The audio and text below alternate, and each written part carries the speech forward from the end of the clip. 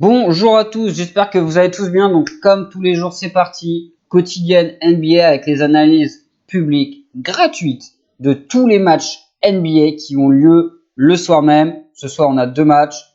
Milwaukee, Miami, Houston Lakers. C'est les demi-finales de conférence. Pour revenir un petit peu sur les deux matchs qui ont eu lieu hier, Toronto, Boston. J'ai eu beaucoup de choses sur les réseaux. Boston-Miami en finale, c'est un bon spot pour Boston, etc. C'est mieux que taper les Bucks, etc. Gna gna. Mais on se calme. Il y avait 2-1 pour Boston. 2-1, il n'y a strictement rien de fait, même quand il y a 2-0 ou quoi. Donc, et Toronto l'a prouvé. Toronto est revenu à 2-2. Et donc, tu sais pas si c'est Boston ou Toronto qui va passer. Il y a 2-2. Les compteurs sont remis à 0. Ouais, patience, faut pas s'avancer comme ça en NBA, ça peut aller très vite dans un sens comme dans l'autre. On va y revenir sur Milwaukee Miami. Donc voilà, attention à pas voir Boston trop beau. Boston ne s'est pas vu trop beau, clairement, et ils le savent très bien. Toronto, c'est une sacrée équipe, c'est un sacré morceau. Donc voilà, méfiance. Moi personnellement, toutes ces histoires sur les réseaux, bizarrement, ça m'a fait tilter, je sais pas pourquoi. Et en fait, je suis parti sur Toronto à titre personnel. J'ai pas, voilà, j'ai pris ça un peu à l'arrache. Hier, j'avais vraiment zéro disponibilité, donc voilà. Et puis Denver est là. Non, Denver ne prendra pas 4-0. Denver, c'est une vraie équipe de basket, que ce soit sur le plan défensif ou offensif. Les Clippers, c'est une association de superstars. Alors c'est clair, c'est jamais cadeau d'affronter les Clippers, mais il n'y a pas de fond. Il n'y a pas de fond de jeu aux Clippers. Et voilà, ça fait un partout. Et je pense que Denver peut prendre 4-1, mais peut aussi prendre un autre match, ou peut-être bien plus. On y reviendra demain pour ce Game 3. Ce soir, Milwaukee-Miami, attachez vos ceintures. Match à 21h30, immanquable, pas d'excuses. D'habitude, ils sont à minuit et demi, donc quand vous bossez, que vous commencez à 4, 5, 6, 7 heures du matin ou 8 heures du matin, je comprends que quand le match est à minuit et demi, qui finit à 3 heures, ce soit difficile pour vous de le regarder, je comprends totalement. Là, il est à 21h30, ça veut dire que ça se finit à minuit. Peut-être prolongation, donc attention. Mathématiquement, il y a une prolongation qui devrait arriver là, dans les matchs à venir, je pense. Voilà pour la petite info à savoir, on ne sait jamais. J'ai peut-être déjà une piste sur quel match pourra se finir en prolong. On verra ça. Et je vous informerai de ça sur Snap. Milwaukee Miami 3-0 pour le Heat. Qui l'aurait cru? Qui l'eût cru? Les grands favoris à l'Est, les favoris à la victoire finale, sont en grand danger. Mais au-delà d'être en danger, ils sont en grosse difficulté. Je crois que ce match, cette série se résume en une phrase. T'as l'impression que si Miami ne baisse pas le pied, les Bucks ne peuvent pas gagner. C'est ouf de dire ça, mais c'est la vérité. C'est la vérité. Miami, t'as pas 5 joueurs, t'en as 9. T'en as 9. Qui que ce soit qui rentre, il fait son boulot. Chacun sait ce qu'il a à faire. Et chacun le fait très bien. Et chacun apporte sa petite pierre à l'édifice. Et chacun a vraiment un rôle clé à Miami. Et chacun le respecte. Alors, Dragic qui a été excellent, il a eu moins d'adresse, mais dans le jeu il a été là. Hierro, il a pas eu beaucoup d'adresse en sortie de banc, mais il a mis un ou deux shoots importants et il se bat sur le terrain. Il y a Kendrick Nunn qui est un peu en difficulté sur cette série, mais c'est tout. Le jeune backup à la main côté Heat. Et les Bucks, finalement, t'as l'impression que le meilleur joueur c'est Brook Lopez. Alors c'est bien, Brook Lopez c'est un bon joueur, mais c'est pas normal si vous voulez. Giannis est complètement cadenassé, mais ça, faut pas décrier Giannis. C'est Miami qui est en train de faire déjouer toute l'équipe des Bucks. C'est pas ouais, c'est à cause de Giannis que les Bucks perdent 3-0. Non, mais pas du tout. Au dernier match, Giannis il fait 22, 16 rebonds et 9 passes. C'est pas des stats dégueulasses. Alors oui, il fait du 7 sur 20, je crois, au shoot, ou 7 sur 21. Mais le mec, il se tape 2 joueurs sur lui. Middleton, très bon début de match, il s'est un peu essoufflé au fur et à mesure du temps. Et en fait, t'as l'impression que Miami est juste en train de gagner collectivement. Alors, on parle de Jimmy Butler. Oui, Butler, c'est le patron de cette équipe. Et il est là. Mais derrière, t'as les lieutenants, quoi. Et t'as pas un seul lieutenant, t'en as 3. Dragic, Crowder, Adebayo. Crowder, il nous fait une série. C'est remarquable ce qu'il fait, Jack Crowder. il donne tout son corps, toute son âme en défense pour défendre sur Giannis. Et en plus de ça, il répond offensivement, il l'apporte offensivement. C'est incroyable. La série de Jack Crowder est incroyable. Pour ce soir, donc 3-0 pour le Heat, c'est incroyable ce qu'on voit. Enfin, voir 3-0 pour le Heat, c'est quand même assez impensable. Je pense que personne n'avait pronostiqué ça. Nous, on l'a un petit peu fait ici en game par game. Game 1 Miami, game 2 Miami, game 3, on va pas partir sur les Bucks parce que au vu de ce qu'a montré Miami, ils peuvent encore les taper, etc. Et là, t'as l'impression que les Bucks, il y a la tête dans le guidon. En fait, il y a un truc qui a été hyper marquant dans ce game 3, c'est fin de troisième quart-temps. Le match est assez serré, les Bucks ont mené tout le match, mais Miami est resté là en mode renard, prêt à passer devant. Bref, les Bucks menaient de peu, et tout d'un coup, tu sais pas ce qui s'est passé. Gros impact défensif des Bucks, qui ont joué très dur défensivement, ça a été très dur pour le Heat, qui n'arrivait plus à mettre un panier parce que ça défendait très bien et très dur, que ce soit longue distance ou en pénétration, et les Bucks récupéraient le ballon, et ça leur permettait d'aller vite offensivement. Et les Bucks, c'est ça leur grosse force, c'est le jeu en transition. Ils sont imbattables dans ce domaine-là. C'est un nombre de points incalculable sur toute la saison sur le jeu en transition, les Bucks. Parce qu'un Giannis, dans le jeu en transition, tu peux pas l'arrêter en fait. Personne ne peut l'arrêter. Il est injouable. Et on l'a pas vu du tout sur game 1 et 2. Et là, on l'a vu. Et là, à ce moment-là, je me suis dit, ça y est, les Bucks ont compris. On est peut-être en train de vivre un tournant dans cette série. Et les Bucks menaient de 12. Retour, début de quatrième quart-temps. Plus rien. Jimmy a pris les choses en main. Les Bucks se sont mis à tilter, à shooter à 3 points, moins d'impact défensif. Et encore Spoelstra. Les gars, vous avez vu ce qu'ils sont en train de nous faire les Bucks? Vous savez ce qu'on fait? On va jouer dur offensivement, ok? Soyez très agressifs offensivement, etc. Provoquez des fautes. C'est ce qu'ils ont tous fait.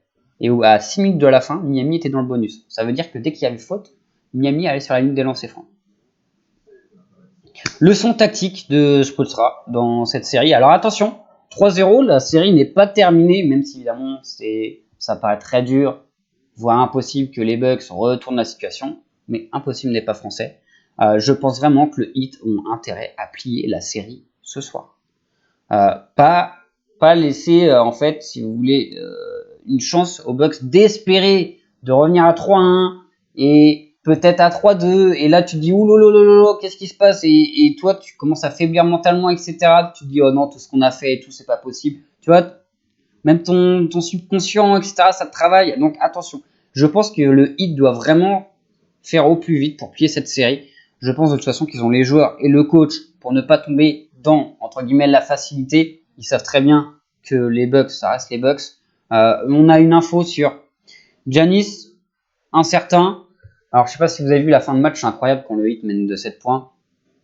Les Bucks ne sont plus du tout dans le match. Ils ratent un shoot, ils prennent un shoot merdique par Bledsoe en plus. Et derrière, le replacement défensif catastrophique, genre la tête dans le guidon.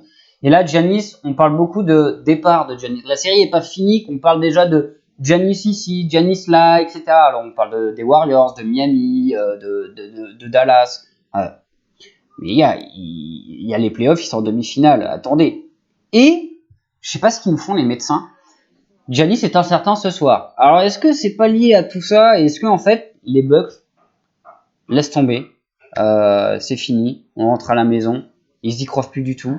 Et parce que t'as des infos aux States, ce soir c'est Giannis est blessé au genou, d'autres c'est Giannis est blessé à la cheville. Truc pas cohérent, tu vois.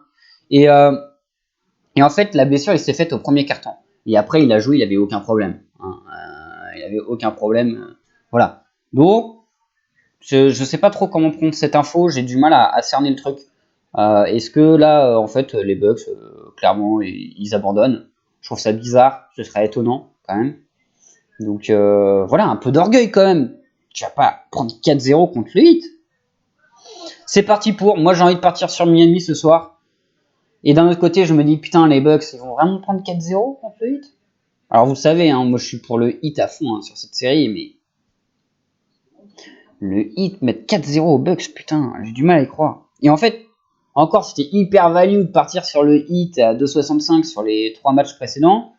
Autant là, 1,75, alors c'est une belle cote, 75 ça reste une belle cote, mais autant il n'y a pas de réel value, pas de réel intérêt.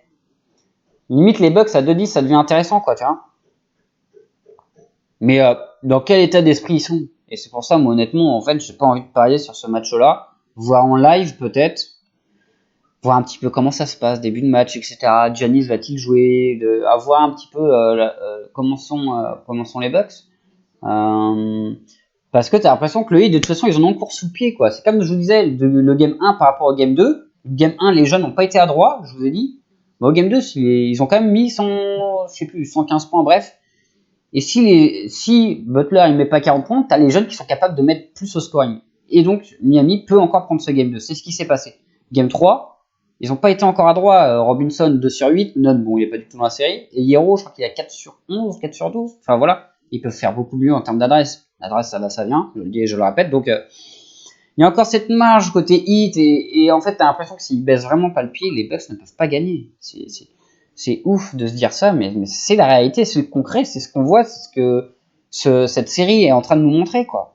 Même en saison régulière, hein, il y a 2-1 pour le Heat, et je rappelle, la victoire des Bucks en saison régulière, c'est dans la bulle quand il n'y avait aucun enjeu, et que Jimmy ne jouait pas, et le Heat menait de 20 points. Et les Bucks, ils ont joué leur vie en deuxième mi-temps pour pas perdre. Voilà. Voilà. Après, le petit coup qui peut être intéressant sur ce match-là, c'est Adebayo 20 points à 3-10. Je trouve que ça peut être intéressant à prendre Adebayo ce soir au scoring. Ça peut être un vrai petit coup à prendre. Voilà pour ce match. Over-under et donc la victoire de telle ou telle équipe, j'ai pas envie de m'enflammer parce qu'il y a trop de choses que nous, en tant que spectateurs, on ne maîtrise pas sur le mental, comment sont les Bucks, etc. Moi, j'ai trouvé hyper affecté. Alors, est-ce qu'ils vont redresser la tête ou est-ce que pour eux, c'est perdu? Cette affaire de Giannis blessé, c'est du pipeau. Mais est-ce qu'il va jouer, etc. Bon, je pense qu'il va jouer, mais vous voyez, il n'est pas proposé là. Il n'est pas proposé, donc. Et est-ce que ça se trouve en fait Giannis va pas jouer, mais est-ce que justement, en fait, on va avoir une super équipe des Bucks? Vous voyez, non, il y a trop de paramètres non maîtrisables et donc du coup, faut pas prendre, faut pas toucher, je pense. C'est compliqué, même si ma préférence va sur le Miami Heat de ce soir. Deuxième match, game 2, Lakers-Houston. Donc, les Lakers se sont fait surprendre au game 1. Après, on n'est pas, moi, je suis pas hyper étonné dans le sens où, c'est Houston. Quand ça rentre à 3 points, ils peuvent battre n'importe qui, mais quand ça rentre pas, ils vont perdre contre n'importe qui. Et du LeBron James et du Anthony Davis, je les ai trouvés un petit peu légers, entre guillemets, sur le game 1. Ils peuvent tellement apporter plus offensivement, et je pense que là, à 1-0, ils vont passer la deuxième, là, ce soir. Je pense que, alors, Lakers-Houston, ça me botte pas du tout à parier sur l'un ou sur l'autre. Parce que Houston peut très bien gagner. Mais s'ils n'ont pas d'adresse, les Lakers peuvent gagner assez facilement. Je trouve en fait que c'est toute la dramaturgie de parier les matchs de Houston pour ou contre eux. C'est toujours compliqué parce que tu ne le maîtrises pas, je ne maîtrise pas, vous ne maîtrisez pas, même les joueurs eux-mêmes ne maîtrisent pas ça. À savoir, est-ce que j'aurai de l'adresse ce soir? Et donc, c'est compliqué de parier. C'est un peu parier pour parier. Donc, est-ce que c'est vraiment intéressant? Alors oui, dans ce cas-là, tu te dis, autant prendre Houston à 2,90, c'est une super value, et je suis complètement d'accord. Mais, en fait, s'il n'y a pas d'adresse, tu sais qu'il n'y a aucune chance qu'ils gagnent parce qu'ils savent rien faire d'autre, en fait. Bon, si, il y a Westbrook qui est capable d'autre chose, mais c'est tout, en fait. Et c'est trop léger, quoi. C'est trop léger.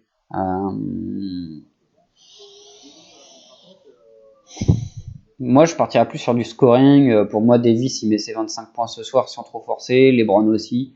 Je pense que ça peut être intéressant de partir sur les 55 points de ces deux-là. À 1,40, ah ouais, c'est pas haut. Mais je pense que James et Davis vont finir à plus de 25 points chacun ce soir. Vraiment. Pour la cote, celui-là peut être cool. Après, on commence à être dans des hauts standards quand même pour des matchs en playoff, de partir sur du 60 points là. Ça veut dire qu'il faut qu'il y en ait un qui soit à plus de 30 et l'autre à plus de 25. Enfin, vous voyez, ou les deux à 30 points. Ça commence à être haut quand même. Mais ça peut se prendre. Harden, 30 points, ça peut se prendre. Parce qu'ils ont eu cette problématique, les Lakers, en fait, de faire beaucoup de fautes. Et donc d'envoyer très souvent James Harden sur la ligne des lancers. Et LeBron James l'a dit. Il faut vraiment faire attention à ça. L'obliger limite à prendre des shoots à 3 points. Alors oui, des fois il va nous tuer à 3 points, mais des fois non. Donc vaut mieux ça que se faire avoir en pénétration et lui offrir les 2 points plus la faute ou 2 lancers en fait, qui va mettre quasiment systématiquement. James Harden, c'est du 97% sur la ligne des lancers. Donc c'est presque des points gratuits pour les Rockets. Donc c'est la chose à éviter pour les Lakers. LeBron James l'a très bien dit en conférence de presse. Donc voilà, je pense qu'un Danny Green doit faire mieux. Voilà, je vous en ai parlé au Game 1. Il doit vraiment ça y est, augmenter là. Il faut passer un cap. Danny Green, fini de rigoler. C'est quand même Houston. Rien n'est fait. Tu peux très bien te faire sauter par les Rockets dans cette série. Donc attention, il faut se réveiller là. Il faut se réveiller.